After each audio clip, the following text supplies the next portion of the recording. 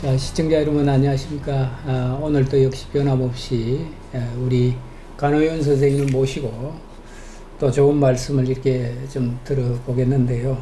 오늘의 그 주제는 제11개 영양괴각이라고 하는 말씀을 통해서 또 좋은 얘기를 이어가도록 하겠습니다. 자, 오늘 책 제목은 노차에 대해서 제가 말씀을 드리는데 다산처럼 읽고 연암처럼 쓰라 라고 하는 책에 실린 한 부분입니다. 자, 선생님 안녕하세요. 네, 안녕하세요. 네, 안녕하세요. 자, 오늘도 변함없이 또 좋은 말씀을 해주시기로 이렇게 달려오셨는데 영양괴각이라고 하는 뿔에 대한 얘기인데 양의 뿔 얘기인 것 같은데요. 그것부터 좀 풀어드릴까요? 어려운 말씀인데 이게 이제 선가에서 나오는 말인데요. 영양이라는 건 이제 뿔이 달린 그 짐승인데 이 짐승은 이 뿔을 나무에다 걸어놓고 잠을 자요. 근데 이제 사냥꾼이 영양을 쫓는다고 그러면은 영양 발자국을 쫓을 거 아니에요. 영양을 잡으려고. 근데 어느 순간 보면 발자국이 없어졌단 말이에요. 그러니까 이제 어리둥절하는 거죠. 이제 이거를 이제 글로다가 이제 비유를 하면은 글이라는 게 영양이고 글이 책장을 덮었는데 그럼 이것은 무엇에 대해서 쓴 거냐? 이 말의 뜻이 뭐냐? 그 말의 뜻은 나무 위에 걸려 있다 이 말이죠. 그러니까 보이지 않는다. 그러니 그 보이지 않는 것을 찾아내라. 보이는 것은 글자, 문자죠. 영양은 보여. 근데 영양은 나무에다 뿔을 걸고 자듯이 그 우리의 문자 속에 담겨져 있는 그 내밀한 뜻은 글자로 다 표면에 드러나지 않는다. 그러니 그 뜻은 독자 너희들이 그것을 갖다 찾아가라. 이제 이런 의미로서 여기서 이제 영양괴각을 쓴 겁니다. 불교에서도 마찬가지로다가 왜 이제 손가락으로다가 어디를 이제 이렇게 가리키지 않습니까? 그럼 이제 그 손가락은 이제 글자라는 것이죠. 그리고 그 글자가 가리키는 저 끝에 있는 거, 그거는 그 글자와 이어져 있지는 않잖아요. 흘러져 있잖아요. 그러니까 그거는 자기가 미루어 짐작을 해야지 되는 것이기 때문에, 이제 선가에서는 글자에 너무 매몰되지 말고, 그 글자를 글을 읽었으면은 그것을 자기의 것으로다가 만들어라. 그 뜻은 내가 찾아가라. 뭐 그런 의미겠죠. 예. 자, 우리가 의식과 무의식 이렇게 얘기하기도 하잖아요. 우리 프로이트가 얘기하기를. 자, 표면에 드러나가 있는 어떤 현상보다는 그 이면에 감추어진 뜻이죠. 뜻이 훨씬 더 깊고 넓다. 그런 것들을 바라봐야 된다. 그렇죠. 근데 그럼 무엇을 가지고 바라보느냐? 현상에 드러난 거, 말을 가지고, 어떤 이제 글자는 드러났으니까요. 그 말을 가지고 드러나야 되는데 그게 쉬운 게 아니죠. 그러니까 기대수 선생이 그 위에 이제 제가 써놨습니다. 또라는 그 글에 책을 읽어도 명확히 뜻을 모르니 구름가에 번개불만 번쩍이느냐? 여 문제 번전이잖아 이거죠. 구름가에 번개불만 번쩍을 했는데 그 무슨 뜻인지 모른단 말이에요. 순간적으로 번쩍했으니까 그 하늘 전체를 갖다가 볼 수가 없는 거죠. 무슨 말씀 아까 성가 얘기도 하시고 손가락 얘기도 하셨는데 요즘 흔히 그런 얘기도 있더라고요. 우리가 알고 있기로는 이제 도가 무엇입니까? 이렇게 얘기하면 손가락을 가지고 저 달을 가리키는데 손가락은 내가 표현하는 방식이고 본질은 저 달을 봐야 된다. 그렇죠. 이런 쪽으로 이제 성가에서 얘기를 하잖아요. 근데 요즘 그 손가락도 부러뜨려버리고 달도 없애버려야 된다. 이런 얘기를 이렇게 하던데 그것도 일견 좀 타당한 얘기다. 그럼요. 당연히 손가락도 없어야 되고 없어야 되는 것이 아니라 원래 없는 것이고 또 저 달도 없는 것이다. 그것이 도다. 라고 하는 이 얘기가 참 많은 생각을 제가 하게 됩니다. 그런 얘기를. 이제 송철 스님께서 뭐 산은 산이요 물은 물이다 그랬는데 그 송철 스님 이전에 누군가가 해놓으셨던 말씀이더군요. 근데 그걸 차용하신 건데 산은 산이다 물은 물이다가 백인백색 만인만색으로 해석이 되지 않습니까? 그러니까 그 해석 잘해야 되는 거죠. 맞습니다. 자, 우리 기대성 선생님에 대해서 이제 조금 얘기를 하셨는데 여기에 대해서 조금만 더 보태서 말씀을 좀 해주시면. 그렇다면 그 밑에 이제 최한기 예, 선생님이 예, 써놓은 예. 글을 한번 읽어볼게요. 예. 언어는 언어는 문자에 실려 있는데 두 빗장을 뚫어야 비로소 언어 전달이 문자에 미친다. 전하려는 자는 손으로서 말하고 손으로서 글을 쓴 사람은 손으로서 써놨잖아요, 글자를. 받으려는 자는 눈으로다가 보고 그 말을 들어야 한다는 거죠, 귀로서. 이게 굉장히 이게 참 최한기 선생이 이게 구통이라는 데서 설파한 진짜 언어에 대한 멋진 정의인데요. 이 언어는 이제 말과 글이잖아요. 특히 이제 문자 같은 경우에는 문자 언어를 말한다는 말이에요. 근데 저번에도 말했듯이 그 문자 언어는 파르마콘이거든요. 파르마콘이라는 것은 약이 될 수도 있으며 동시에 독이 될 수도 있다라는 거거든요. 약이 될 수 있다라는 것은 우리의 한계적인 그러한 어휘를 이제 구술 언어를 전부 다 그걸 문자 언어로 다 기록을 해놓으니 이건 뭐 시간성이라든지 뭐 이런 데서 영속성, 공간성 이런 걸 확보하게 되잖아요. 그렇지만은 그 문자 언어가 진짜 무엇을 가지고 있느냐 이 말이죠. 그것은 우리 책에다가 이걸 갖다 거짓말 탐지게 되면은 모르잖아요. 예. 그렇듯이 엉뚱한 것을 써놓을 수도 있다라는 거죠. 근데 그것이 마치 옳은 것이냐, 정확한 것이냐 받아들이고 그러는 사람들도 대단히 많다라는 거죠. 지금 우리도 신문에 나오는 것이 문자로 다 됐으니까 이것이 정확하지 않겠느냐 하지만은 그것은 신문을 쓴 신문 기자의 해석이지, 사회를 보는 해석이지, 그것이 정확한 것은 아니란 말이에요. 그러니까 우리가 지나치게 문자 언어에 대한 어떤 신념이라든지 그 문자 언어를 신봉할 필요는 전혀 없는 것이죠. 끊임없이 그것도 의심을 해봐야지 되는 거죠. 자, 그래서 여기에 이렇게 보니까 음불진이 예. 곰곰이 짚어봐야 된다. 그 말 속에 담긴 참 뜻이 무언가, 참 의미가 무언가, 이런 것들을 이제 얘기를 하고 계시는데, 또 한편으로 이렇게 보면 말은 뜻을 다하지 못한다 라고 하는 얘기를 이렇게 하고 계시거든요. 그렇죠. 많은 네. 뜻을 다하지 못하죠. 사실은 우리가 이 책상을 표현한다는 것도 이 책상은 끊임없이 이어져 있잖아요. 맞습니다. 그러나 이 책상을 표현한다라는 말은 끊임없이 이어지게 할 수가 없이 그저 이거는 무슨 색이다 하는 그 색과 색 사이에 무한한 것이 있는 걸 표현하지는 못한다는 말이죠. 그러니까 도가도 비상도 뒤에 이제 제가 그것을 써놨습니다만 노자께서 말씀하신 아니 도를 도라고 말을 하고 명가명 비상입니다. 이름을 이름이라고 이야기한다 그러면 그 이름이 아니라는 거죠. 도를 도라고 얘기하는 순간 이미 한계적인 언어로다가 무한정한 도를, 영속적인 도를 갖다가 표현하기는 부족하다라는 거죠. 그러니까 말과 글이 사람의 마음을 어떤 사물의 현상을 표현하지 못한다라는 것을 우리가 기본적으로 알고 있어야 되죠. 그렇습니다. 우리가 지금 논의하고 있는 이런 그 얘기들이 밑에 이제 아까 선도 말씀을 이렇게 해주셨는데 부처님의 염화미소라고 하는 예. 가습과의 관계 그렇죠. 이걸 좀 풀어서 얘기를 해주셨는데 조금 더 알기 쉽게 이렇게 좀 말씀을 해주시겠어요? 그 부분에 대해서. 글쎄 그러니까 이 사실은 이 염화미소 같은 경우에는 이제 부처님하고 가섭만이 알 수 있죠. 부처님이 이제 뭐 이렇게 연꽃 한 송이를 들고 빙글에 묻으셨는데 아무도 그거를 갖다가 그 의미를 몰랐는데 이제 가섭만이 그거를 이제 알았다는 거 얘기 아니에요?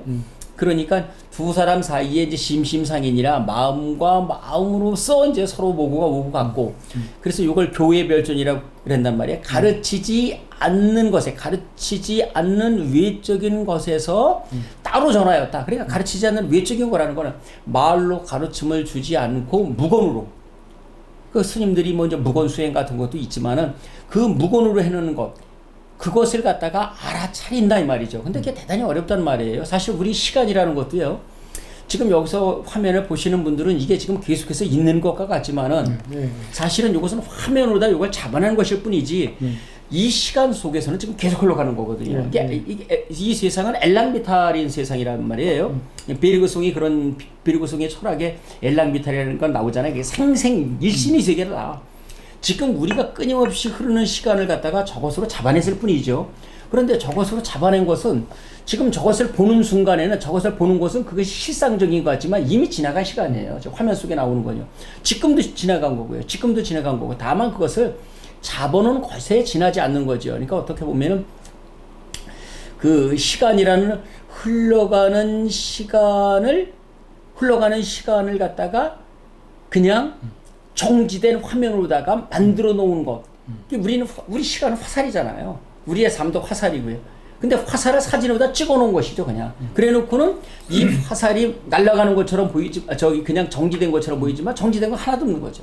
지금 이 순간도 우리는 끊임없이 흘러가고 있는 거죠. 그러니까 흘러가는 이 시간 속에서 그 가장 핵심적인 것을 갖다가 찾아내야지 되는 것. 뭔가 거기서 얻어내는 것. 그리고 우리가 이제 조금 오늘 의도한 거는 아닌데 시간 얘기가 조금 나와서 뭐 불교 얘기를 조금 더 하자면 불교에서 바라보는 시간과는 시간은 있는 것도 아니고 없는 것도 아니다. 뭐 이런 쪽으로 얘기를 하는데 이 얘기를 조금 더 발전을 시키며 시간은 사태 속에 있다, 사건 속에 있다. 그 사건이란 우리가 인식하고 감지하는 그 순간에 시간은 있다.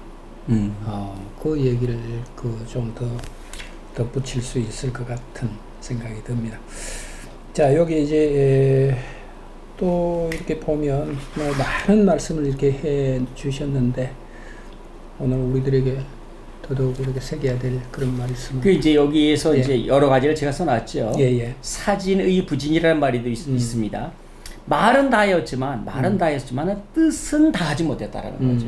두 사람이 서로 사랑한다고 손을 잡았다고 해더라도 두 사람 속에 있는 이야기를 다 한 건 아니잖아요. 그럼 그거를 갖다가 천상 서로의 마음을 갖다가 알아내야 되는 것은 각자가 알아내야 되는 것이죠. 또 언외지라는 것은 말 밖에 뜻이 있다는 말이에요. 내가 예를 들어서 누구를 사랑하지만은 그 사람에게 사랑한다고 말하지 않고 두 손을 꼭 잡는단 말이에요. 그러면은 말 밖에 뜻이 있는 거란 말이죠. 지금 이 장에서는 11개에서는 계속해서 이제 책을 읽는 거거든요. 책에 있는 문자의 한계성을 지적하는 거죠. 책에 써놓지 않은 문자의 한계성, 그것을 갖다가 독자들이 찾아 읽으라. 지금 이제 이 얘기를 갖다가 하고 있는 겁니다. 어떤 때 보면은요, 제 책을 읽고는 어떤 분이 그 독자가 이제 그 평을 하는 걸 제가 봤는데 전혀 저는 그렇게 쓰질 않았어요. 전혀 그렇게 쓰지 않고 그런 생각조차도 한 적이 없는데 독자분은 그걸 읽었더라고요. 그렇다고 해서 그것이 과연 틀린 것이냐? 틀리지 않은 것이죠. 그분은 어찌됐건 제 문자와 문자 사이에 그것을 읽었고 어떠면 저도 그것을 가지고 있는지도 몰라요. 그 당시에는 있었는데 제가 잊어버렸는지도 모르고 어찌됐건 글자 속에는 전혀 그 얘기는 들어있지 않지만은 글자와 글자, 그러니까 한간 읽기죠. 한간을 읽어가지고 찾아낸 그 뜻이죠. 그러니까 이거 보면은 이 독자에 와서야 글이라는 게 완성되는 거죠. 그래서 우리는 모든 사실이라고 하는 부분들을 그 전제를 하고 깔고 있잖아요. 뭐 어떤 정보를 전달하거나 이렇게 하더라도 아무리 내가 주관적으로 그것을 시각에서 객관화시켜서 그걸 전달한다고 하더라도 그것은 단지 나의 입장이잖아요. 그렇죠. 나의 입장이잖아요. 그 글을 읽는 독자들은 독자 나름대로의 그 글을 통해서 생각하게 되고 또 자기 나름대로의 의미를 거기에 부여하고 있잖아요. 그렇죠. 그런 것들이. 그래서 우리 흔히 그런 말을 합니다. 모든 작품들은 만들 때는 내 작품이지만 내 손을 떠나고 나면 내 작품이 아니다. 그럼요. 그래서 우리가 그 얘기를 가만히 이제 생각하면 자식들도 그렇습니다. 자식들도 만들 때는 내가 열심히 만들었지만 좀 크고 나면 어른들이 흔히 그런 말씀 하시잖아요. 머리가 굵어지면 자식이 돼 내 자식이 아니다고 생각해야만 가장 편안하다, 편안하다 뭐 이런 말씀을 하시던데. 자식은 따지고 본다 그러면 하나의 존엄한 인간이지 나의 딸인 그런 그저 구성물처럼 여기면은 그건 안 되는 그러니까 것이죠. 내 아들, 내 딸 뭐 이렇게 얘기하잖아요. 우리 흔히. 그랬습니다. 자, 그 다음에 또 넘어가서 여기 또 더 말씀을 좀 이어가겠습니다. 계속해서 이제 한다고 그러면은 역시 이제 이 당에서는 이제 언어의 한계성 그렇기 때문에 그것을 독자 반응 비평 이제 수용 미학 뭐 이제 그런 식으로 다 얘기를 합니다. 독자들이 알아내라는 거거든요. 산 너머로 연기가 보인다고 그러면은 거기에서는 연기만 보이는 게 아니죠. 거기 불이 났거나 뭐가 난 거란 말이에요. 담장으로다가 솥불이 보이면은 담장 밑에는 소가 지나가고 있는 건데 촛불만 그려놓았다 이 말이죠. 예, 연기만 예. 그려놓고 그거를 읽어라. 우리인데 그거를 그리려면은 어휘 확장을 가지고 와야 돼요. 언어 풍부한 어휘가 있어야지 그거 나는 거거든요. 사실 하나의 어휘라는 것은 하나의 사고의 집합제잖아요. 그런데 그 어휘를 모른다는 건 하나의 사고의 집합을 모른다는 얘기죠. 언어는 존재의 집이니까 그 존재를 모른다는 그런 얘기가 되기 때문에 우리는 봄 그러면은 애들한테 물어봐요. 그러면 봄? 뭐 여름? 아니죠. 얼음? 그러면은 얼음이 녹으면 뭐가 될까? 예를 들어가지고 얼음이 녹으면 뭐가 될까? 이게 그냥 물 그렇게 얘기를 한단 말이에요. 봄 그러면 뭐 그냥 새싹이 피어나는 거 이런 식으로다가만 표현을 하고요. 봄 되면은 뭐 우리 누나의 저 치마가 올라갈 수도 있고, 그 다음에 빨강색이 나올 수도 있고 노란색이 나올 수도 있고 이런 게 아니라 만물의 소상을 이렇게 얘기한다거나. 아니면은 뭐 봄이 얼음이 녹으면 뭐가 되냐면 물이 된다. 얼음이 녹으면은 봄이 되는 것이지 뭐예요. 그러니까 얼음이 녹으면은 우리 누나의 치마가 올라간다. 빨준 옷저 파란 보이 세상이 된다. 뭐 이런 쪽으로 다 이야기를 해야 되는데 그런 언어의 확장을 갖다가 우리는 갖지 못해요. 그것은 우리의 어떤 사고를 어떤 테두리 안에 넣어두는 우리의 경직된 그런 그 유교적인 문화가 그 속에 사실 들어 있습니다. 그게 어떻게 보면 인간의 한계가 아닐까요? 예를 들어서 이제 그런 그 지평을 여기서도 얘기하고 있지만 어떤 일어난 현상의 그 이면에 도사리고 있는 그 의미 이런 것들을 파악하는 게 지혜인데. 그렇죠. 예, 지혜인데 그 지혜를 갖기 위해서는 현상 너머에 그 마음을 그렇죠. 가서 닿게 하는 그 어떤 그 마음의 힘이라고 그래야 되나요? 그 심지 그렇죠. 이런 것들이 좀 있어야 되는데 요즘 너무나 이제 일어나고 있는 현상들에 대해서만 급급하다 보니까 봄하면 꽃이 피고 뭐 얼음하면 그냥 물이 녹는 것, 네. 과학적인 현상이죠. 그런 것들이 이제 거기에 집착하고 있는 것이 아닌가 이런 생각을 합니다. 이제 공손주가 이런 얘기를 합니다. 맹자에게 말을 한다라는 게 뭐냐? 말을 한다라는 것이 무엇이냐고 묻습니다. 68쪽에 그랬더니 맹자께서 이렇게 얘기를 합니다. 한쪽으로 치우친 말에서 그 마음이 이익에 눈이 가려져 있음을 알고 지나친 말에서는 마음이 정욕에 빠져 있음을 알고 사악한 말에서는 마음이 바른 둘에서 떨어져 있음을 알고 회피하는 말에서는 마음이 궁지에 떨어졌음을 안다. 그러니까 말을 이쪽에서 하는 거지만 말은 이쪽을 얘기하지만 뜻은 저쪽에 둘 수 있다. 그러니 저쪽을 이해하라는 거죠. 그러니까 말의 안팎을 갖다 이해를 했을 적에 그 말의 본래의 뜻을 갖다가 좀 더 정확하게 파악을 하는 것은 아닌가. 그러니까 말의 진리를 파악한다는 게 대단히 어렵다 이 말이죠. 계속해서. 그래서 우리가 조금 더 이제 가보면 한쪽으로 치우친 말이 뭐냐, 네. 뭐 이렇게 또 질문을 할 수가 있잖아요. 네. 그 다음에 지나친 말이란 무엇이고, 그 다음에 사악한 말은 뭘까? 사악한 말은 이런 것들을 이제 이 문장에서 우리가 조금 더 진행을 해볼 수 있다면 이런 질문을 할 수가 있습니다. 그렇죠. 네. 그래서 그 세 가지 중에서 이제 한쪽으로 치우친 마음이란 뭘까요? 뭐 예를 들어 가지고 이제 그런 게 있겠죠. 두 사람이 이제 서로가 친구인데, 뭐 A와 B가 이제 갑돌이와 을돌이가 이제 친구인데, 갑돌이가 이제 얘기를 한단 말이에요. 저쪽에 있는 이제 갑순이 얘기를 갖다가 이제 하는 거야. 계속해서 이제 갑순이 얘기를 하는 겁니다. 그러니까 너 갑순이를 좋아하느냐? 을돌이가 너 갑순이 좋아하느냐? 그랬더니 아니야. 그냥 그 갑순이가 이런 일이 있고 저런 일이 있고 저런 일이 있다는 걸 내가 얘기하는 거지. 내가 갑순이를 좋아한다는 거 아니야. 그러나 갑순이를 좋아하는 거죠. 좋아하니까 그 얘기를 한단 말이에요. 한쪽으로 치우친 말이죠. 그것은요. 갑순이에 대한 치우친 말은 하지만 갑순이를 내가 좋아한다는 건 아니에요. 갑순이가 이런 일이 있고 저런 일이 있고 이런 일이 있고 그런 소문이 있다더라 라는 것을 을돌이한테 얘기하는 것일 뿐이죠. 그러나 을돌이는 거기에서 갑순이에 대한 치우친 말에서 얘가 갑순이를 좋아하는구나 그걸 알아들어야지. 갑순이에 대해서 나쁜 말도 하고 좋은 말도 하고 그럴 거 아니에요. 그러면 얘가 갑순이를 싫어하는구나.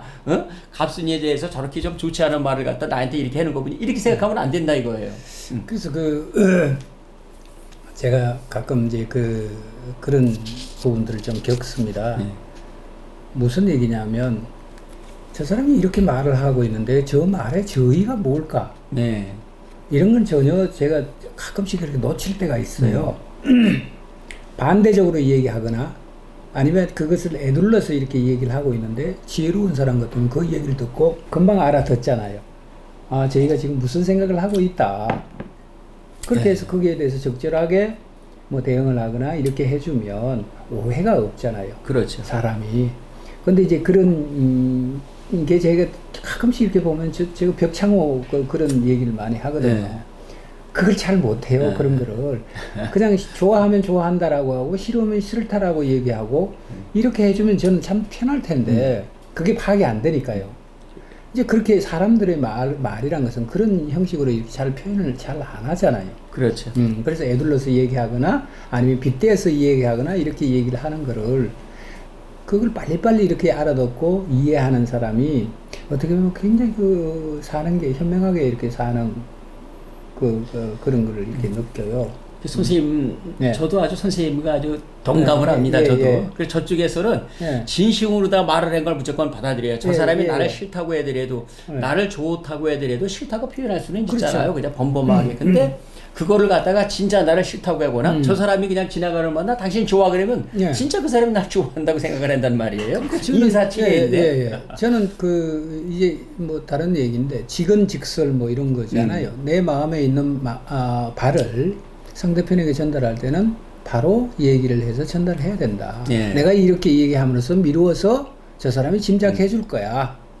이것은 좀 곤란하다. 이런 쪽으로 자꾸 생각을 했었던 거죠. 저는. 근데 우리가 근데, 말이에요. 사실 우리의 언어 표현이 직설적인 방법을 싫어해요. 예. 예, 전부 다 애들러서 얘기를 하고 맞습니다. 모난돌이 종 맞는다고 해가지고 예. 저도 그것 때문에 참 곤란을 많이 봤는데 저도 직언직설인 편이거든요. 예. 옳은 거 옳다고 그런 거 그러다고 하는 게 저는 예. 글이라고 생각하고 예. 말이라고 생각하는데 사람들은 그렇게 하지 않아요. 그렇습니다. 예. 그래서- 그 우리 얘기할 적에도 저 사람의 단점을 지적하려고 예. 좋은 점 먼저 얘기했잖아요. 예. 너는 이러이러한 점이 좋은 점이 있는데 예. 그러면서 누가 이제 저한테 충고를 해줬어요. 너 그러다가 너 지금은 그렇지만 나이가 점점 더 들어가면 집에서 밥도 못 얻어 먹어.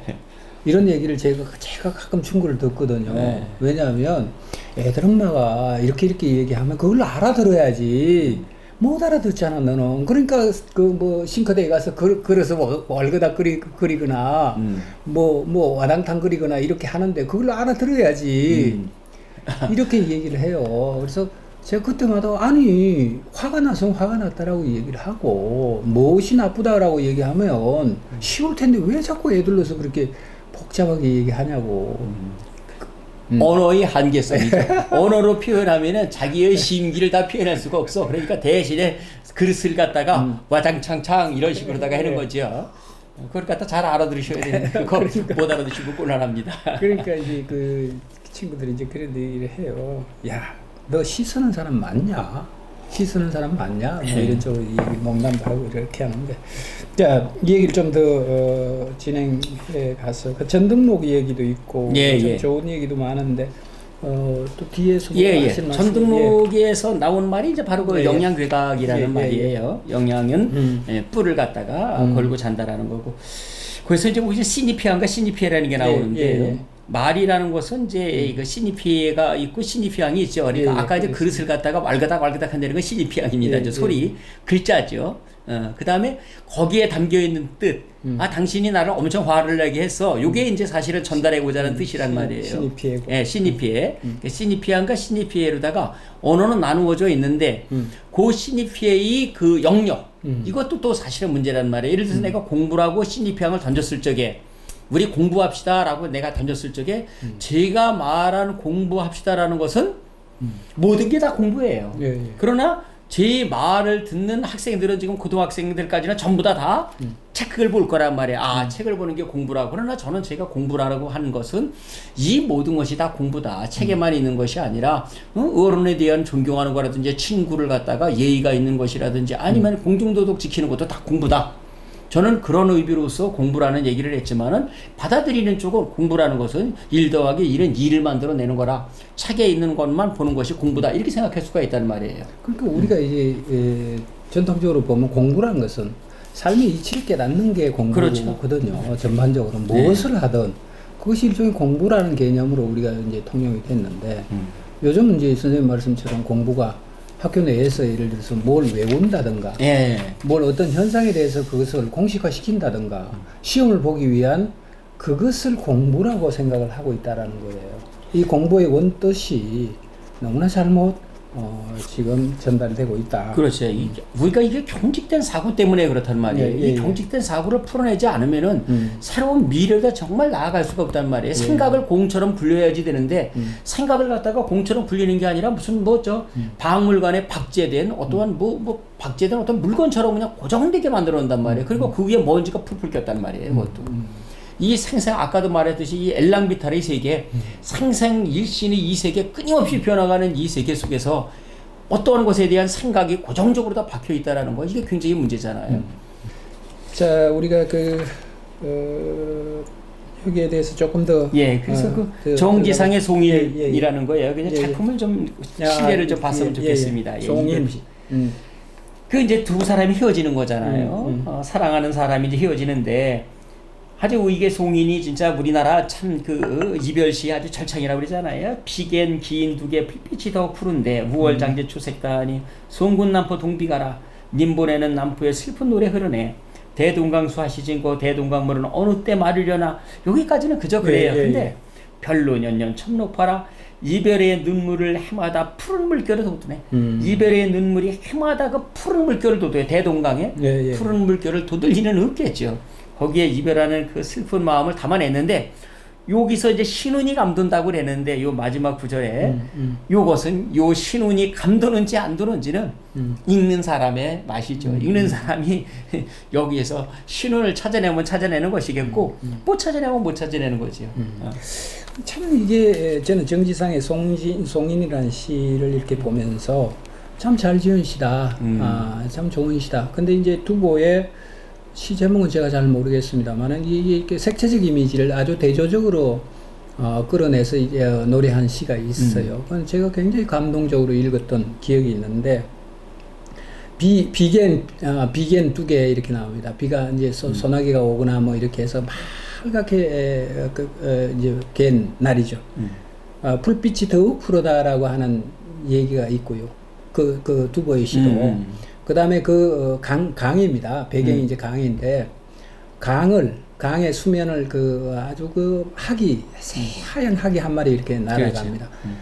그 비겐 날에 배경은 굉장히 푸르르고, 이런 배경 속에서 학이 이렇게 날아가는 풍경을 그렸던 시가 이제 생각이 나거든요. 그건 색채적 대비가 그렇죠. 아주 선명하죠. 그 맑고 청아한 세계거든요. 맑고 청아한 세계에 대해서 이 얘기를 하고 있는 시를 제가 기억을 하는데, 자 여기도 이제 그런 게 나오네요. 님 보내는 남포의 슬픈 노래 흐르네 대동강 물은 어느 때 돼야 마르려나 이별의 눈물 해마다 푸른 물결 돋우네라고 그렇죠. 얘기를 하는 거. 푸르다라고 하는 것은 우리가 일종의 한 슬픔 이런 것들과 같이 있고, 물결을 돋운다라고 하는 것은 어떤 그리움에 대한 자기의 심정이 그렇죠. 더더욱 이렇게 파고처럼 이렇게 자꾸 일어난다. 뭐 이런 그러니까 정지상이 말하지 않았지만은 한 말이 여기 있을 거예요. 그거를 갖다가 이제 결국은 독자가 이제 읽어내야 되는 거지요. 예, 맞습니다. 네.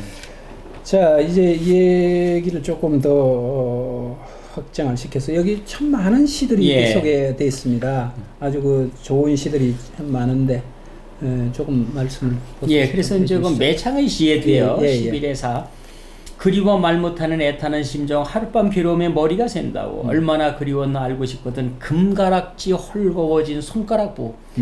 약간의 과장법이죠. 금가락지가 하루 사이에 어떻게 헐거워졌겠습니까마는 그거는 갖다가 읽는 사람의 역시 목.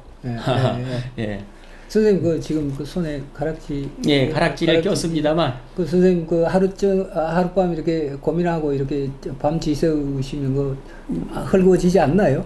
저도 이게 끼고 있긴 한데 며칠은 가야 되나요? 며칠은 가야 되나요? 그렇습니다. 그 10일의 오후에도 이제 김상용 시인의 나무로 창을 내겠소인데 나무로 창을 내겠소 밭이 한참가리 괭이로 파고 호미론 김을 매지어 구름이 꼬인다고 할 리 있어 새 누라는 콩으로 들으랴오. 강냉이가 이걸랑 함께와 자셔도 줬어 왜 사녀건 웃지요. 누가 물었나 보죠. 왜 사녀건. 물론 이제 200의 선중문답을 갖다가 끌어온 거지만 차용을 했지만 참 멋지신 것 같아요. 왜 사녀건 웃지요. 거기에 뭐 구구절절히 얘기할 필요가 뭐가 있겠어요. 문제는 역시 이것을 갖다가 독자가 읽어내지 못하면은 그것은 그 시를 읽은 게 못 된다라는 얘기지. 우리가 김종삼 시인이라고 계십니다. 예. 이 양반이 이제 인생이 뭐냐, 왜 사냐, 누가 물으면 이제 이 김상용 씨도 아마 이게 우리 고전의 어떤 부분들을 이제 인용을 좀 한 것 같은데 예. 이 내용을 그래서 그 누구죠? 지금 이제 김종삼 시인도 예. 인생이 뭐냐, 당신은 왜 사냐 물으면 그냥 물 몇 통 길었을 뿐, 뭐 이렇게 하는 대답이 있어요. 물 몇 통 길었을 뿐이다. 야, 그런 의미로 이렇게 우리가 시를 들여다보면 참, 양반들이 참 산다는 문제에 대해서 우리가 말로서 행복했다, 뭐 잘 살았다, 이런 것들 다 초탈해서 달관을 하고 있구나. 지금 선생님 말씀하시는 예. 그 말로서 다 표현할 수 없는 어떤 세계가 그렇죠. 다 있는 의식이죠. 그런 것들이. 그래서 그걸 좀, 그걸 비대 이렇게 좀 느꼈습니다. 요번 예, 예. 오늘에서는 이제 영양개각은 말 속에 담겨져 있는 뜻이긴 한데 예. 표현하지 않은 거를 지금 찾는 그렇죠. 거거든요. 그 맞습니다. 설야병대라는 글도 있는데 그 왕유지라는 분이 있잖아요. 왕유지. 예, 예, 예. 그저 아주 예. 저기 그 글 잘 쓰시는 분 글자. 왕이지가 한 번은 친구를 보고 싶은 거예요. 눈이 펑펑 내렸는데 한밤중에 이제 깨어났단 말이에요. 그러니까 갑자기 친구가 보고 싶은 거야. 섬계에 사는 대한도라는 친구가. 그러니까 거기 이제 멀리 가야지 되나 보죠. 그러니까 배에다가 몸을 싣고는 이제 노를 저어서 거기 갔어요. 밤새고 가가지고 친구네 집 앞에 갔는데 친구 만나지 않고 그냥 돌아왔단 말이에요. 그때 사람들이 아니 거기까지 갔는데 왜 그거 돌아오냐 그랬더니 왕이지가 이렇게 얘기했대요. 내가 본디 흥이 나서 갔다가 흥이 다해서 돌아왔는데 내가 어찌 꼭 내 친구 안도를 꼭 봐야 한단 말인가? 예. 그렇잖아요. 내 친구가 보고 싶은 거야. 눈이 내린 날 술을 한잔하고 있으니까. 그래서 그 친구를 만나러 갔다 이거예요. 그러니까 그 친구가 마음에 계속 있었던 거죠. 그래가지고 그 친구네 집까지 갔어. 근데 어떤 면은 친구를 만나고 싶은 마음이 다 끝났는지도 모르죠. 왜 충분히 만났잖아요. 그러니까 거기서 돌아왔는데 그거를 왜 만나지 않고 돌아왔느냐. 흥이 나서 갔다가 흥이 다해서 돌아왔는데 내가 꼭 안도를 왜 봐야 되겠느냐. 멋진 말이잖아요. 혹시 선생님 약주 좋아하시잖아요. 예. 약주 좋아하시니까 눈 오는 날 이렇게 약주를 잡숫고 옛날에 그리웠던 연인 혹시 그 사시는데 이렇게 그 찾아가거나 갔다가 다시 돌아온 기억이 마음은 갔다 왔겠죠. 마음은 갔다 오셨어요. 마음은 갔다 왔을지 모르지만 그 말하기 곤란한데 아마 사람들은 그런 일을 허다히 이렇게 하면서 사는 것 같아요. 이 얘기를 이렇게 들어보면 마음속에 적을 두고 있는 사람이 있죠. 그럼 그 사람은 차마 가서 대면을 하지 못하고 그 사람이 살고 있는 그 공간 주위를 한 바퀴 휘둘러 온다거나 이렇게 해서 또 마음의 위안을 받고 그렇죠. 또 그렇게 사는 경우가 좀 제가 대학 다닐 적에 저하고 같이 이제 방을 쓰던 룸메이트가 좋아하는 여학생이 있었어요. 그리고 툭툭 밤중이 되면 깨워요. 그럼 그 집 한 번 이렇게 그 여학생이 사는 집을 한 바퀴 이렇게 돌고 들어와서 자는 거예요. 편안하게. 참 그런 걸 보면 진짜 그 마음이 아름다운 마음이죠. 아름다운 마음이죠. 그럼요. 정말로 아름다운 마음입니다. 자, 그다음에 도연명의 음주라는 시도 있거든요. 동쪽 물 밑에서 국가 꺾어들고 여유롭게 남산을 바라보는 게 중국집에 많이 이거 붙어 있습니다. 산 기운은 해걸음에 아름답고 날던 새들 짝지어 돌아보네. 이 가운데 참듯이 있거늘 무슨 말인가 하려다 잊었노라. 무슨 말이다. 욕변 이망원이라. 무슨 말인가 내가 하려다가 잊었는데 그 얘기하면 오히려 재미가 없단 말이에요. 그렇습니다. 자, 거기 이태준 선생님도 10분 심사 1분어라고 그랬어요. 내가 마음에 푸는 뜻은 굉장히 많은데 그 10분의 1밖에는 표현하지 못한다라는 거죠. 그렇잖아요. 저도 글을 쓰면은 제가 글을 쓰고 싶은데 이렇게 글을 쓰고 싶은데 글이 그렇게 나오진 않아요. 그렇습니다. 네. 아무리 글을 잘 쓰려고 해더라도 인간이 가지고 있는 언어의 한계성, 특히 국어사전에 제가 얼마나 알겠어요. 국어사전에 나오는 낱말의 뜻에 몇 개 되지도 않는 어휘를 가지고 제 마음을 잡아내려고 하니 마음이 잡혀지지가 않는 것이지요. 맞습니다. 예, 맞습니다. 자, 거기 연천 홍석주 씨가 홍석주의 이제 독서 등급이죠. 이거 상당히 재밌습니다. 그 5위부터 한다 그러면 할 일 없이 시간만 죽이는 독서. 가끔 제가 이럴 때 있어요. 멍하게 책만 펼쳐놓고 이 글자가 눈에 들어오지도 않고 그냥 생각이 다른 데가 있고요. 그렇죠. 그 읽는 신용만 하고 있고 내가 왜 이러지 깜짝깜짝 놀랄 때가 있거든요. 근데 그렇군요. 차라리 4위보다는 네, 5위가 네. 더 낫지 않나라는 생각이 들어요. 기억력이 뛰어나서 남에게 뽐내는 독서. 이런 독서하는 사람들 많습니다. 또 발췌해서 그걸 뭐 그렇죠. 머릿속에 집어넣고 아는 거 다 그렇죠. 이해를 하는 것처럼 네. 뽐내고 뭐 저 사람이 말체 끝나기도 전에 예. 그 뒤 낚아채가지고 자기가 알고 있는 지식 자랑하는 사람들 맞습니다. 굉장히 예. 많습니다. 맞습니다. 머리 좋은 사람들 중에서 이게 많아요. 3위 문학을 배워서 세상에 이름을 드날리는 독서. 글을 배워가지고 이런 사람들도 많죠. 문인들이라고 했는데 그 문인들이 참 몇 번씩이나 제가 여기서 그런 얘기를 합니다만 문인답지 않은 문인들, 그래서 문인다운 게 뭔지는 모르겠습니다만 참 많이 봐요. 옛글을 널리 익혀서 일에 적용하는 독서, 이게 어떤 실용적인 독서인 것 같아요. 그러니까 연천 선생은 좀 실용적인 거 널리 익혀서 그것을 일에 적용하라, 사물에 적용하라, 실용적인 독서. 1위는 이치를 밝혀서 자기 몸을 바르게 하는 독서. 결국은 책을 읽은 것이 자기 내면으로 들어와 자기 삶을 갖다가 부양을 해주는, 자기의 삶의 영양제를 만드는 것과 같은 그러한 독서. 어떤 면은 저도 이런 독서를 해야 되지 않을까라고 생각을 해요. 예, 맞습니다. 그래서 이치를 밝혀서 몸을 바르게 하는 독서라고 하는 것은 우리가 지금 얘기하고 있는 영양괴각과 연결이 되는 그렇지. 얘기잖아요. 드러난 현상에 집착하지 말고 그 이면에 숨겨진 그 부분을 충분히 파악하고 그것을 바로 알아야 돼. 알아야 그 다음에 생각도 바로가 된다. 이런 얘기 것 같습니다. 그래서 좋습니다.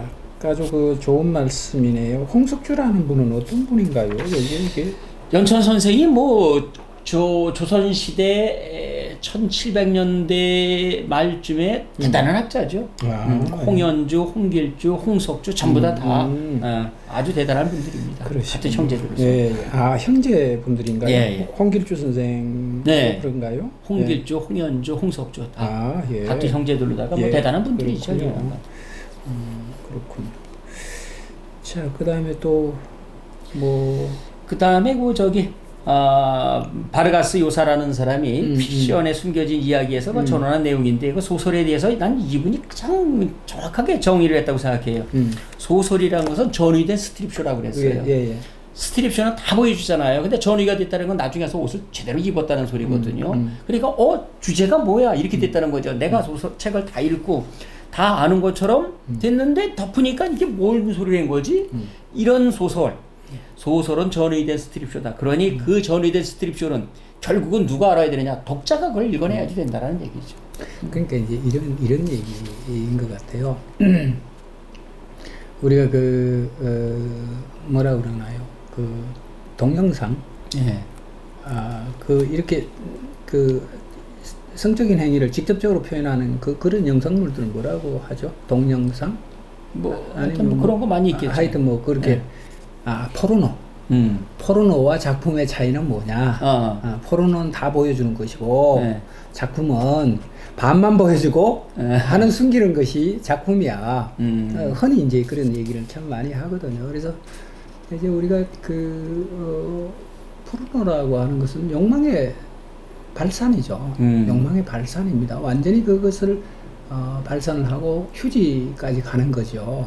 근데 이제 우리가 하나의 작품이 된다는 것은 욕망은 분명히 존재합니다. 그 안에도 욕망이 존재하는데 그것을 다 드러내지 않고 생각하게 한다는 거죠.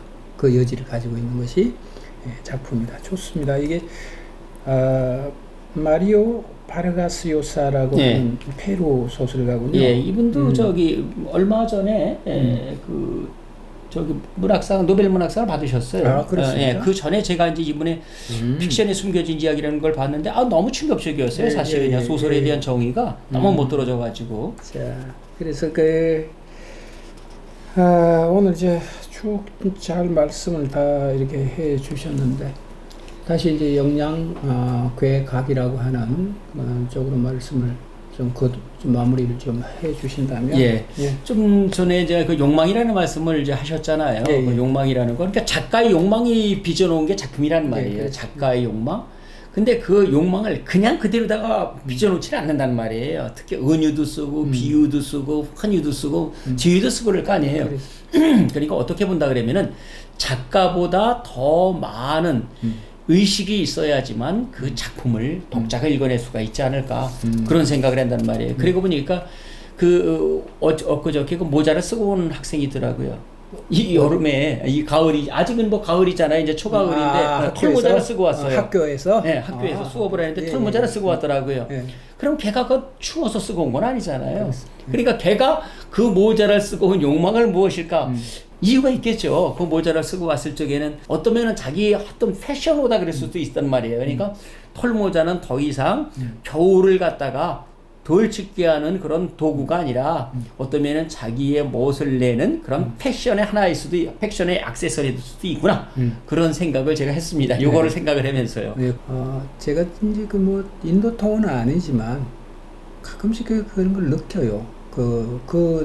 제가 한 20여 년 전에 이제 그것을 좀 체험을 했는데, 그들은 맨발로 다니던, 반줄을 입고 다니던, 머리가 뭐 빡빡 깎았던 백발이든 전혀 그런 부분들에 대해서는 신경을 쓰지 않아요. 저희가 왜 저럴까? 저희가 추운데 왜 저렇게 다니나? 신경 쓰지 않습니다. 어떻게 보면 굉장히 이기적인 것 같지만 또 어떻게 보면 내가 외향적인 부분이라든가 이런 부분들이 무엇을 하든 그 가지고 있는 세계성, 이것은 오롯이 존중을 해줘야 된다. 그렇죠. 이런 생각을.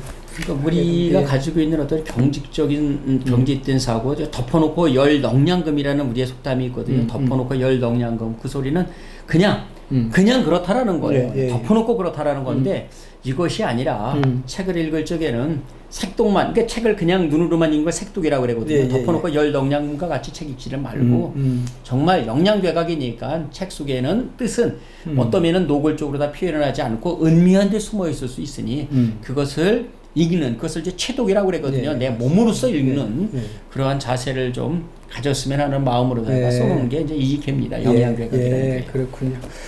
자, 좋습니다. 오늘 요 보련다도 이제 우리가 추석도 지나고 이제 가을이 깊어갑니다. 깊어간다고. 그래요. 서서히 이제 가을이 순간적으로 저는 여름이 깊어갑니다. 뭐 이런 생각을 좀 했어요. 그래서 여름은 이제 지났습니다. 지금은 가을이 이제 서서히 이렇게 깊어가고 있는 계절입니다. 아마 한 달 정도 이렇게 지나면 온 산천이 다 이제 단풍으로 물들 텐데, 여러분들도 이 깊어가는 그 가을과 더불어서 생각도 많이 하시고, 또 생각을 하는 그 토대 위에서 삶도 좀 풍요롭게 펼쳐졌으면 좋겠습니다. 여러분 감사합니다. 다음 주에 다시 뵙도록 하겠습니다. 선생님 감사합니다. 감사합니다.